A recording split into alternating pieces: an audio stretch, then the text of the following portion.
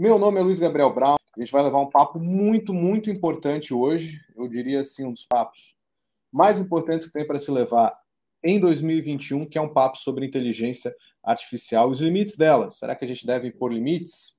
Fica essa conversa.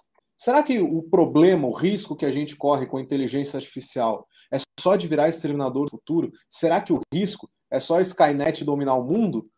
Ou será que tem alguns outros problemas que a gente tem que se preocupar agora? Ou será que não tem um monte de coisa boa que a inteligência artificial poderia estar fazendo, mas que talvez ainda não está, por falta de incentivo, por falta de debate, por falta de instrução? Então, para isso, aconteceu esse tal desse marco legal. Para a gente começar o nosso papo, para a gente falar sobre o marco legal da inteligência artificial, a primeira coisa que a gente tem que entender é o que é inteligência artificial. Será que é o Skynet? Ou será que, quem sabe, vocês não estejam falando com uma inteligência artificial nesse momento? E para falar com a gente, quem vai estar aqui nesse papo é o Rafael Meurer. Ele é da Data Driven Organization. Bom dia, Luiz. O que é inteligência artificial? Não, primeiramente eu queria agradecer aí, né, o convite. Acho que é um assunto que esse marco legal aí é como todo tipo de legislação, como foi o Marco Civil na internet, como foi a própria criação da LGPD.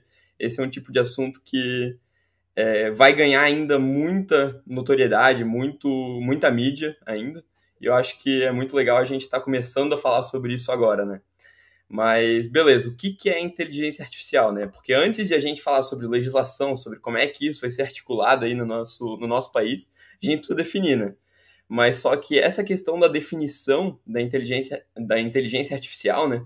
Depende muito para quem que eu estou falando. Então, se o pessoal, inclusive, puder comentar aqui se quem está assistindo a gente é desenvolvedor, se é analista de negócio, só para eu entender um pouquinho do quão profundo eu vou poder entrar nessa definição, né? Mas, como tu falou, por exemplo, tu falou da Skynet, eu sempre, quando penso em inteligência artificial, eu sempre penso no Eu, Robô, aquele filme do Will Smith lá de antigamente, né? Lá nos anos 2000 e pouco ali. Mas não necessariamente inteligência artificial é isso, né? Não vai ser necessariamente um robô que vai querer dominar a espécie humana, não. A inteligência artificial ela já está tão intrínseca atualmente no nosso, já é tão presente na nossa vida atualmente que a gente acaba nem percebendo que é de fato inteligência artificial.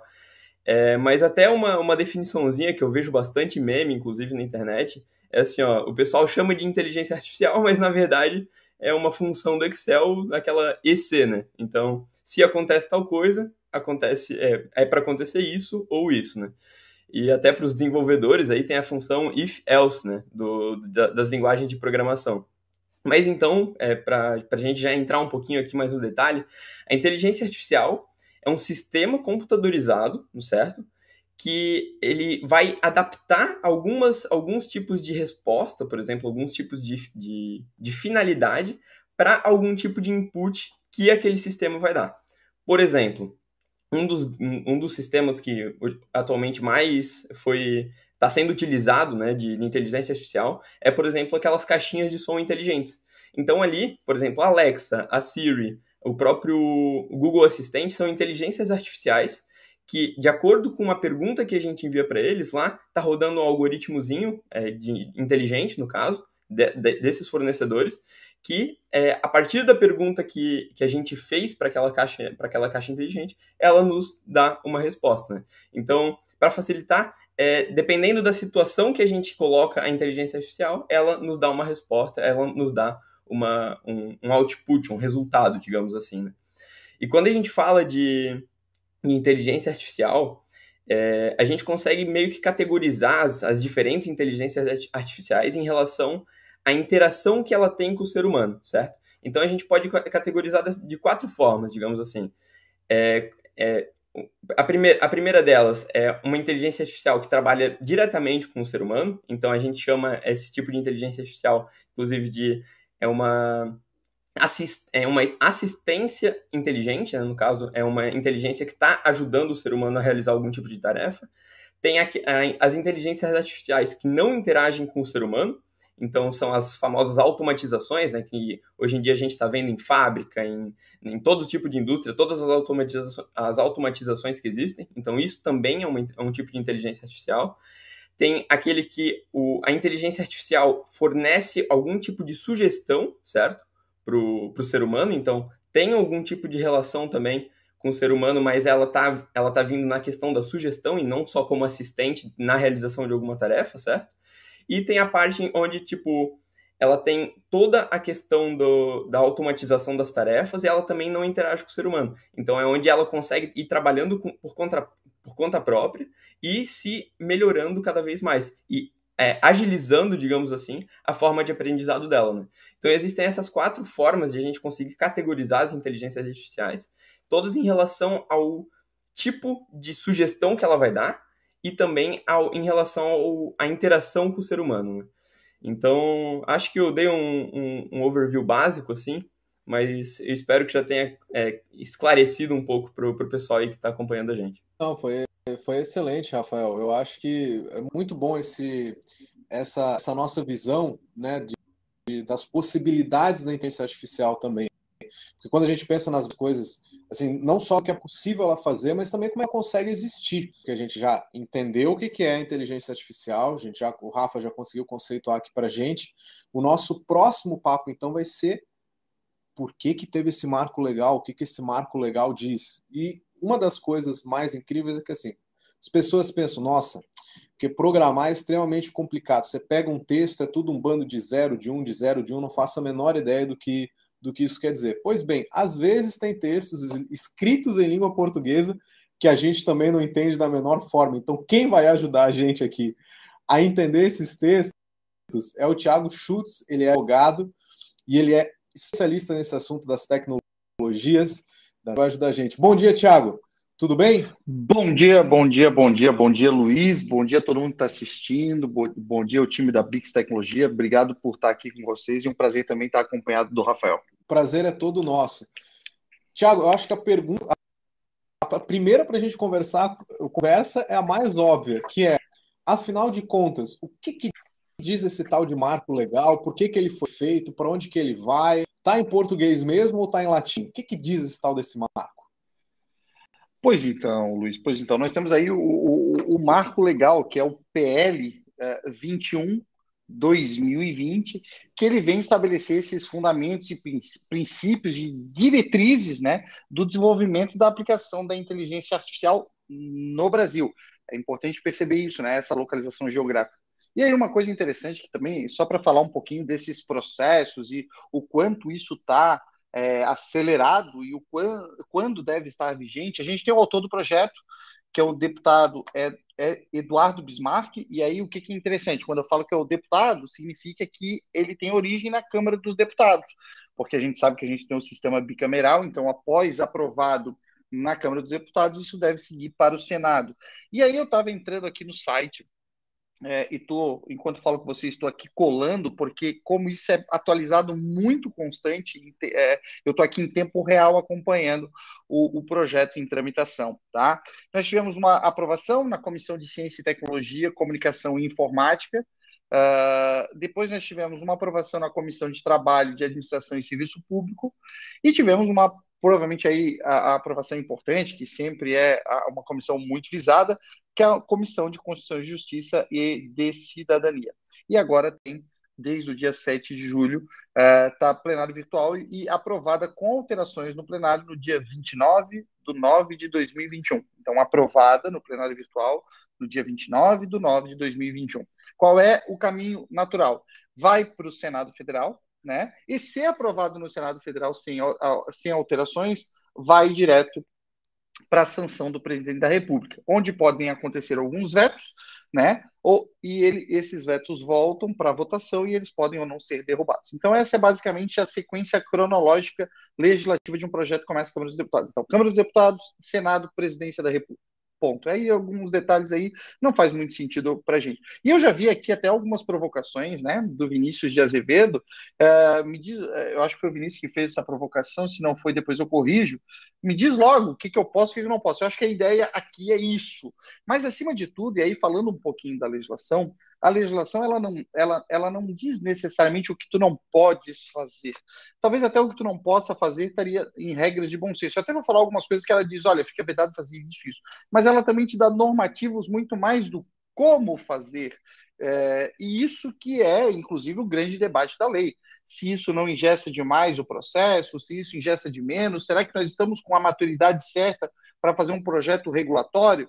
Tem muita gente que, por princípio, é contra a regulação, porque entende que isso acaba tornando mais lento o desenvolvimento da inteligência artificial e daquilo que é regulado.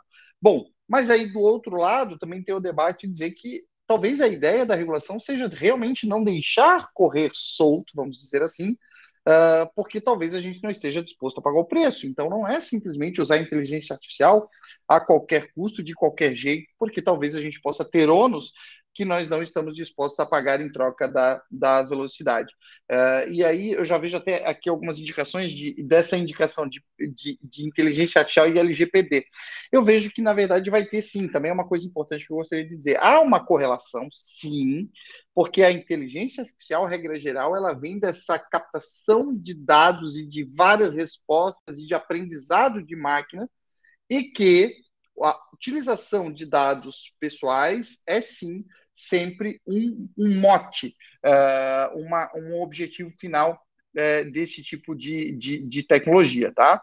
Então, muito importante isso. Eu gostaria, então, compartilhei já com vocês um pouquinho do trâmite, compartilhei com vocês aqui um pouquinho desses objetivos, tá? E com relação à maturidade, quais são as grandes críticas? Assim, daí aqui eu abro para debate, junto com o pessoal que está perguntando bastante, isso é legal, com o Rafael e com o Luiz. Um dos debates é, primeiro, deveríamos regular, temos essa maturidade para regular, vamos atrasar a tecnologia? Esse talvez seja o maior debate. Segundo, e aí aqui aproveitando até a legislação americana, eu passei agora 3 meses nos Estados Unidos, uma parte do tempo na Califórnia, debati bastante temas correlacionados com os meus amigos de tecnologia de lá, e a gente debatia muito o seguinte, assim, lá nos Estados Unidos, a regulação da inteligência artificial, ela seguiu outro modelo, que é um modelo de regulação por setor, né? E aqui eu até queria depois ouvir o Rafael, porque assim, regular por setor muda tudo. Porque com certeza o que tu faz na área da saúde, não necessariamente tu precisa usar os mesmos balizadores para a área de varejo, para a área de indústria. Então, cada setor tem aí um espaço diferente para a utilização da inteligência artificial. Fato é que eu, sinceramente, tenho sim os meus receios em relação à regulação, porque acho que ela traz desafios aos desenvolvedores. No entanto, até onde eu estou vendo e trabalhando eu trabalho com uma centena de empresas de tecnologia, sou investidor de várias delas, advogo para muitas empresas. Eu hoje tenho um escritório só para advogar para empresas de tecnologia, inovação e investimento, mas também sou sócio de muitas. O que eu vejo da utilização da inteligência artificial é que eu acho que a gente precisaria sim de balizadores. Eu acho que a gente precisaria de alguns. E eu acho que o intuito da lei é essa. E aí a nossa participação dos nossos deputados e dos nossos representantes é que vai trazer isso. Então, acho que é o nosso momento também de usar espaços como esse para debater e, de repente, até encaminhar algumas ideias, que ainda é o momento dessas alterações. Luiz Rafael, não sei se querem contribuir aqui, porque se me deixar nesse assunto falando.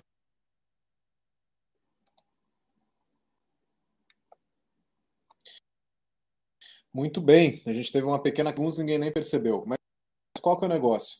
O que o Thiago estava falando era super importante. Ele estava falando sobre quem está para conversar sobre ética na inteligência artificial. Será que a gente está preparado para isso? Será que o debate vale a pena?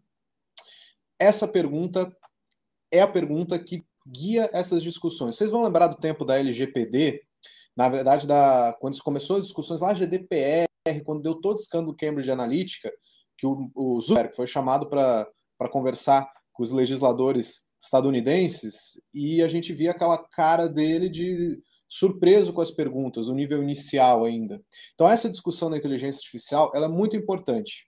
O Thiago também falou uma coisa assim da questão comercial, o Rafael também falou disso, porque até 2028 a previsão é que o mercado de inteligência artificial movimente próximo de $1 trilhão. É 1 trilhão. 2028 está chegando, está muito próximo. Então, que nem eu comentei antes, as empresas elas estão pensando assim, o que eu vou perder se eu não for atrás disso? Qual que vai ser a minha perda? Em 2021, a gente já viu isso começar a acontecer.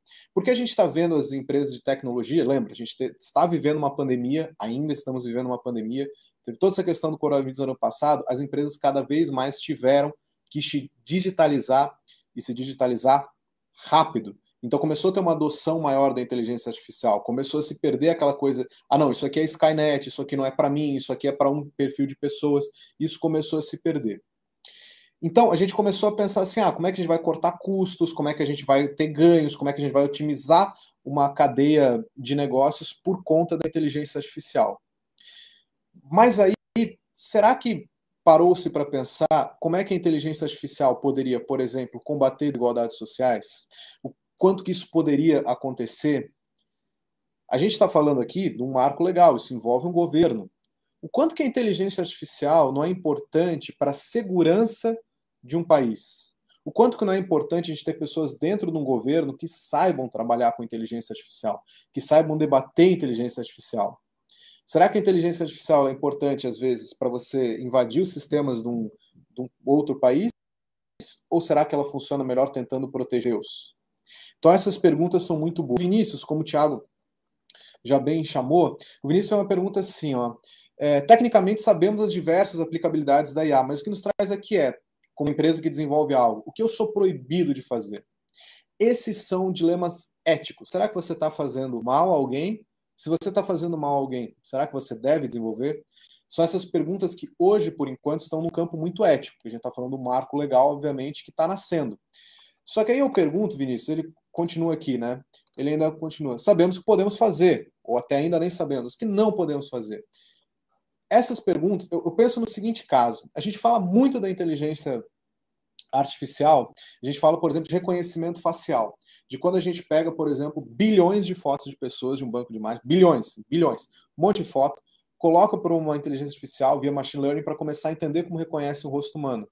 Mas será que o detentor daquele rosto humano permitiu que a foto dele fosse usada? Então, essas são algumas perguntas. A gente tem visto no noticiário cada vez mais, por exemplo, que a inteligência artificial é usada em processos seletivos e elas estão sendo racistas, estão cometendo crimes. A gente está vendo também, na verdade, eu vou chamar outras pessoas para falar quais são os nossos outros casos. Então, eu quero saber do Rafael e do nosso Thiago aqui também. Bom, então vamos lá, né? O que a gente pode fazer e o que a gente não pode fazer. E até mesmo aproveitando o gancho que o Thiago deu antes na fala dele, esse marco entra justamente para a gente definir quais são os limites disso daqui, né? Até mesmo que, inclusive, Thiago, aquilo que tu comentou que, essa questão dessa nova legislação, se vai dificultar ou não o desenvolvimento desse tipo de tecnologia, sim, eu concordo que vai acabar burocratizando, né? Mas eu concordo também contigo que vai acabar dando espaço para aquilo ser desenvolvido da maneira que faz mais sentido para todo mundo, para todos os envolvidos, né? Agora, sobre o que pode ou não ser feito, inclusive na própria legislação, é falado, é citado, inclusive, a forma com que isso vai ser analisado pelos juízes quando isso for tramitado, digamos assim, juridicamente, né? E eles falam que deve seguir os fundamentos e os objetivos que estão citados lá no projeto de lei, no PL 21 2020, como o Thiago comentou. E quais são esses fundamentos? Quais são esses princípios, né? É bem básico, é bem simples, inclusive eu acho que essa é uma das coisas que vai acabar facilitando, digamos assim, vai acabar sendo um bom norte para o desenvolvimento, porque, por exemplo, como o Luiz falou, existem inteligências artificiais hoje em dia que acabam agindo de forma...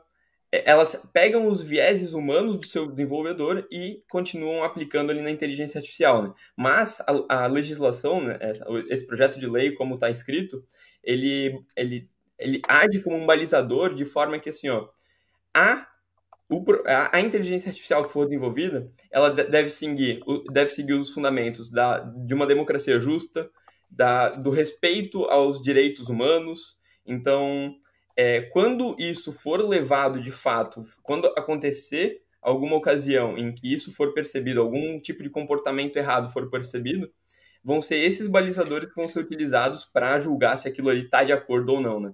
Então, Thiago, não sei se tu quer complementar isso daí.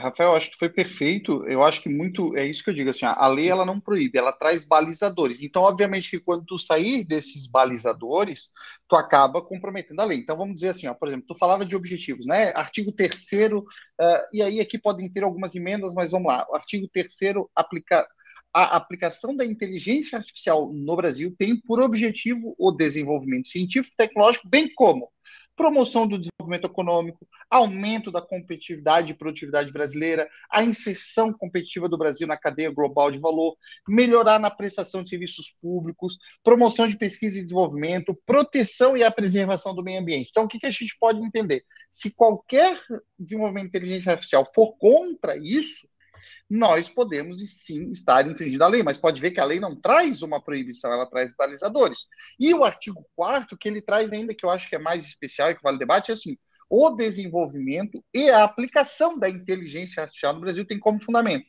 desenvolvimento científico, livre iniciativa e concorrência, respeito ética, direitos humanos e valores democráticos. Então, se eu tiver uma inteligência artificial, e aí vamos lá, utilizar o Cambridge Analytica, que está evoluído, né? E se a gente utilizar a inteligência artificial para comprometer o resultado de eleições e manipulação de massa, isso pode ser feito comprometendo a democracia, né? A discriminação. Então, a gente tem muita coisa eventual de discriminação em reconhecimento de imagem, por exemplo, como evitar esse tipo de coisa, também não pode, né?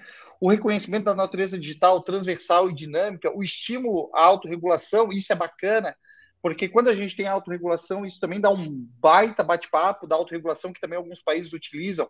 Isso também é princípio. E aqui eu cito outros dois, que é o 9 e o 10, que eu acho que vale a pena a gente falar, que é a segurança da informação e o acesso à informação, que eu acho que aqui tem um grande mote de debate, né? Primeiramente, porque quando a gente tem inteligência artificial, assim, para nem todo mundo aqui é do meio, a gente tem uma massa de informação gigantesca para chegar numa inteligência artificial, numa rede neural.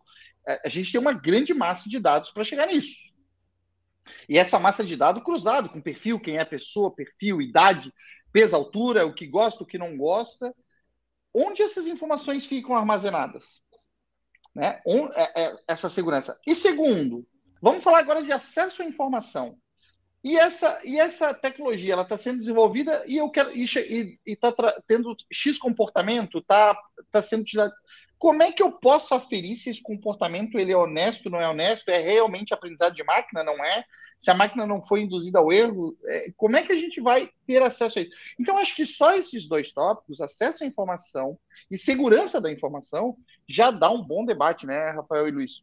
Não, perfeito. E assim, ó, Thiago, até só para complementar, inclusive, ainda, eu não sei se tu sentiu isso, mas eu particularmente senti quando eu estava estudando sobre, esse marco ele veio muito como uma questão de responsabilização, assim, né? Então, a gente veio com alguns papéis ali que antes não eram tão bem definidos, como, por exemplo, quem são os agentes da inteligência artificial. Então, ele vem para definir quem são os desenvolvedores, quem são as pessoas que são, digamos assim, envolvidas em toda a questão do desenvolvimento da inteligência artificial, para então, se aquilo ali acontecer de alguma forma errada, responsabilizar quem estava envolvido naquele desenvolvimento ali. E como o Thiago falou, nessa questão de acesso à informação, tem tudo a ver com a LGPD, inclusive, que já foi aqui uma das perguntas dos comentários aqui, né? Então, já está previsto em lei, inclusive, que quando for desenvolvido algum tipo de inteligência artificial que utilize os dados, digamos assim, das pessoas, os dados que as empresas já estão coletando dos seus usuários, que aquilo ali deve respeitar a LGPD. Então, atualmente, existem formas muito fáceis de ser implementadas, digamos assim, que respeite os dados pessoais e privados das pessoas, né, dos usuários das empresas. Então, basta as empresas, de fato, sentarem e entenderem o que elas querem atingir com aquela inteligência artificial e como é que elas conseguem continuar respeitando a LGPD para que aquilo ali para que todo mundo esteja de fato satisfeito com os resultados da aplicação daquela inteligência artificial, né? Sobre esse assunto, eu tenho uma curiosidade aqui particular. Maria do Carmo, ela perguntou assim, que é desenvolvida por humanos, penso que a lei da burocracia, uma lei de regulamentação que possa ter, como comentado pelos palestrantes. De fato, exatamente isso que a gente está conversando aqui, que não é uma questão de burocratização, na verdade é um apoio para a gente tentar proteger, não só proteger o indivíduo, a sociedade, etc., mas também as pessoas que estão por trás. Muitas vezes, as pessoas de cometer erros por boa índole, sem querer, sem querendo. Então, assim que a gente deixa, quanto mais claras as regras do jogo, melhor. Todo José Menari também falou, acredito que a ação, perdão, deveria ser feita em setores. E as que atuam no campo da requerem cuidados diferentes de as atuantes no campo de gestão. Concordo totalmente com você, José. A gente tem que pensar assim, o quanto a gente, de novo, a gente viu, estamos vivendo uma pandemia, passamos por meses, graças a Deus, muito piores do que o que a gente viu foi que a tecnologia começou a se muito com o trabalho médico da saúde. A gente viu, por exemplo, cases de inteligência artificial, análise de dados, acelerando diagnósticos, ajudando os médicos. Médicos, às vezes, que já têm um ano de experiência, e estão agora na tecnologia. Mas, Thiago, será que tem como a lei ela fazer essa direção por setor ou não? Ou ela tem que ser geral mesmo? Não, na verdade, é inspirado até em outras legislações. A gente pode sim fazer por setor, tá? A gente pode sim fazer por setor, e a própria legislação, da forma como ela está redigida até o momento, ela já prevê a possibilidade de regulações setorizadas. Então, até porque, assim, ó, gente, essa lei, e eu acredito que a inteligência artificial ela vai evoluir muito ainda no mundo. Então, assim, eu acredito realmente de uma lei que a gente vai ter mais genérica e a gente vai ter regulações, emendas legislativas, até porque eu não acho que neste momento a lei traz alguma coisa que possa se dizer que vai botar alguém a não conseguir mais trabalhar com a IA. Não acredito nisso. Da forma como eu li até agora, não acredito nisso. Eu acredito que ela traz desafios e eu vou devolver, inclusive, aproveitando para fazer essa devolutiva no Rafael, que é outra questão que a gente, além de falar de questão de acesso à informação e segurança da informação, eu queria agora questionar a transparência, né, Rafael? Eu posso aqui citar o que diz a lei, mas eu quero saber, tu que tens aí essa base de tecnologia, e a transparência, por quê? Por que eu estou falando isso? Porque daí o artigo 5º diz que são princípios para desenvolvimento e aplicação da inteligência artificial no Brasil. Aí tem finalidade benéfica, centralidade do ser humano, não discriminação, busca pela neutralidade, que aqui também já dá um bom debate, mas eu vou passar esse para falar do 5º, que é transparência. Salvo disposição legal em sentido contrário e observados os segredos comercial e industrial, as pessoas têm direito a ser informadas de maneira clara, acessível e precisa sobre utilização das soluções de inteligência artificial nas seguintes hipóteses. Aí, quando estão diretamente se comunicando com o sistema de inteligência artificial, tal como meios de robôs de conversação para atendimento personalizado online, que são os chatbots, sobre a identidade da pessoa natural, sobre critérios gerais de orientam. Mas, enfim, são vários incisos que eu não vou ler aqui. Eu só quero perguntar para ti o seguinte, para a gente debater e eu posso contribuir também. Transparência. Como é que, sem entregar o meu segredo de como é que a minha máquina funciona, de como é que a minha máquina está se alimentando, de como é que a minha máquina está criando essa rede neural, como é que eu posso ser transparente neste ponto? Há uma possibilidade de transparência total? É viável isso, tecnicamente? Aí, juridicamente, eu consigo escrever. Então, do ponto de vista jurídico, eu consigo defender. Eu posso colocar ali bonitinho. Agora, na prática, eu consigo entregar essa transparência? Perfeito. Thiago, ótima pergunta. Inclusive, foi um dos pontos que também me chamou a atenção quando eu estava lendo, quando eu estava lendo o projeto.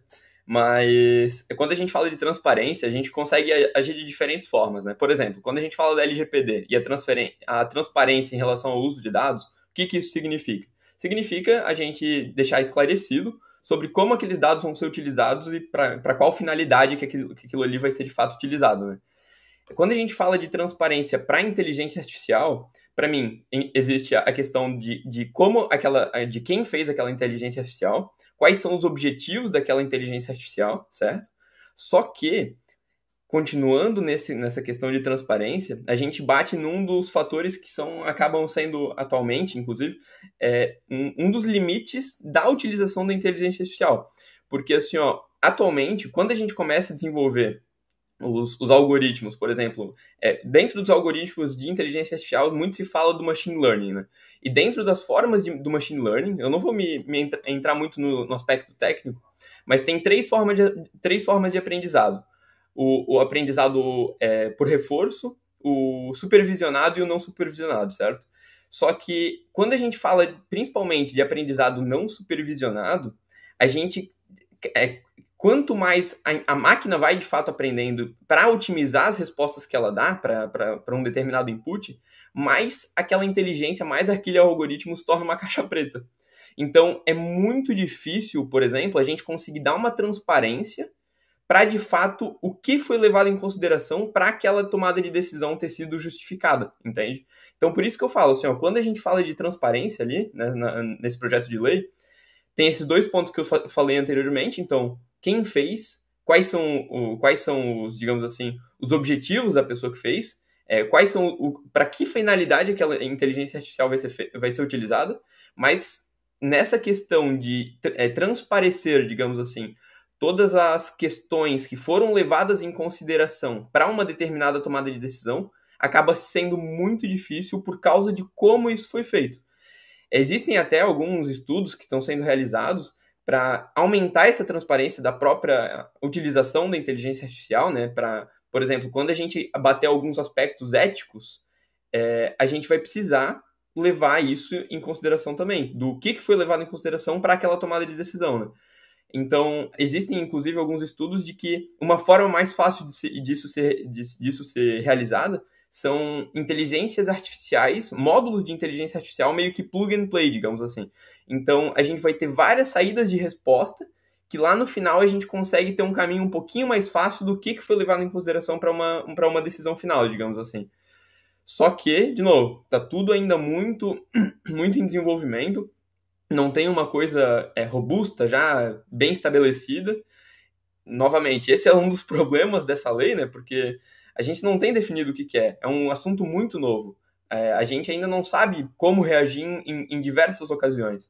Mas eu acho que vem de fato para essa questão da transparência, vem de fato para ser um balizador, para de fato guiar o desenvolvimento desse tipo de tecnologia, né?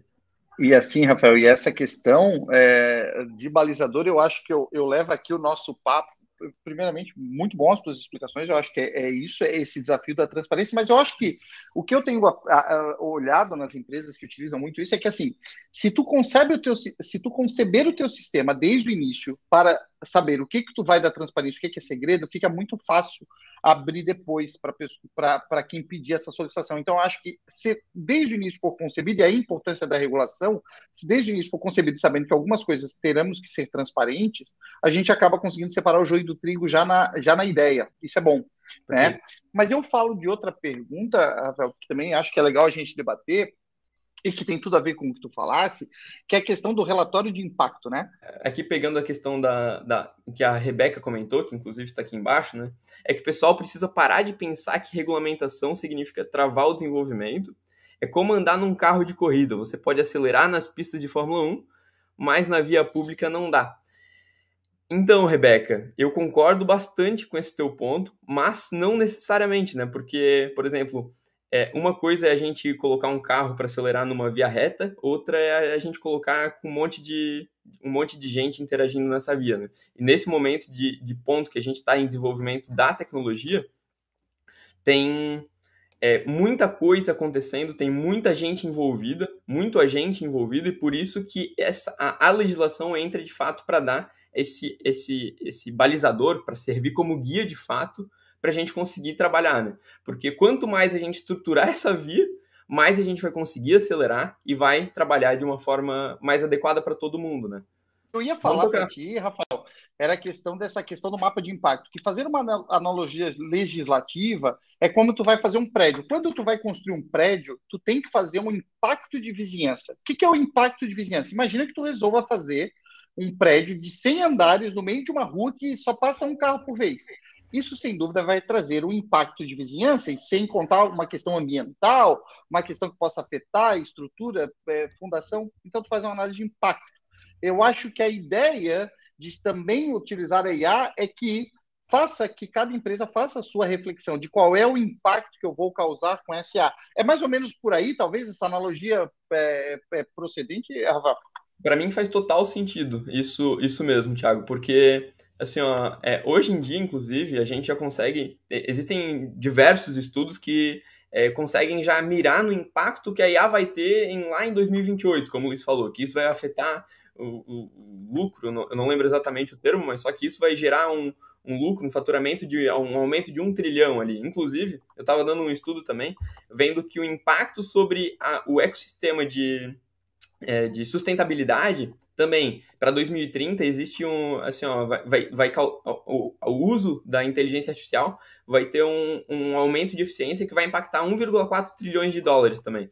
Então, se a gente consegue fazer essas previsões de impacto para o futuro, a gente vai ter que conseguir fazer no dia a dia, né? Então, assim, ó, tanto em todas as empresas, eu acho, como até mesmo no aspecto público, ter esse tipo de controle, de ponto de controle, que vão ser esses relatórios de impacto, acho que vai ser um aspecto bastante importante para o desenvolvimento da tecnologia e do ecossistema. Mas eu não sei até que ponto também, por causa dessa questão da transparência, eles não vão conseguir, de fato, justificar aquilo ali, entende? Então, por exemplo, hoje em dia a gente consegue ver o impacto por exemplo, assim, da inteligência artificial nos resultados do próprio negócio, né? Agora, para entender de fato todo o ecossistema, digamos assim,